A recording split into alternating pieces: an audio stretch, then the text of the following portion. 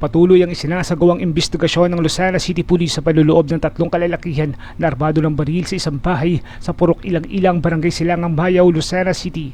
Ang mga otoridad may tinitingnan lang person of interest sa pagnanakaw. Bandang 1:50 ng madaling araw nitong Linggo, Pebrero 22 nang pasukin ng 3 lalaki ang bahay ng isang negosyanteng nagmamayari ng bigasan at pabrika ng mantika.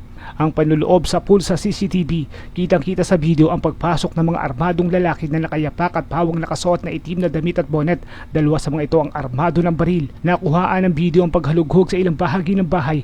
Ang mga drawer sa isang opisina isa-isang binuksan ng isa sa mga sospek. Tumagal ng halos 2 oras ang panloloob. Ayon sa may-ari ng bahay, nasa loob sila ng kanilang kwarto nang makarinig sila ng tila na hulog na bagay. Agad nilang sinilip ang CCTV at doon nila nakita ang mga armadong lalaki. Pinatunog nila ang wiring device ng bahay at dito na naalarma at nagmadaling tumakas sa mga kawatan. Ang gwardiya ng bahay nakita nakagapos ng nylon cord ang crowbar o bareta na ginamit sa pwersahang panloloob na iwan ng mga salarin. Tinangay ng mga magnanakaw ang service firearm ng security guard. Inaalam pa ang kabuuang halaga ng mga natangay ng mga kawatan. Samantala, ang mga sospek ay hinihinalang sangkot rin sa panloloob sa isang bahay sa Pagbilao, Quezon noong Disyembre 2024 kung saan naabot sa 5 milyong pisong halaga ng alahas at pera ang natangay. Ako si Sandy Amaro at yan ang Bandilyong Totoo na Malayang Bandilyo.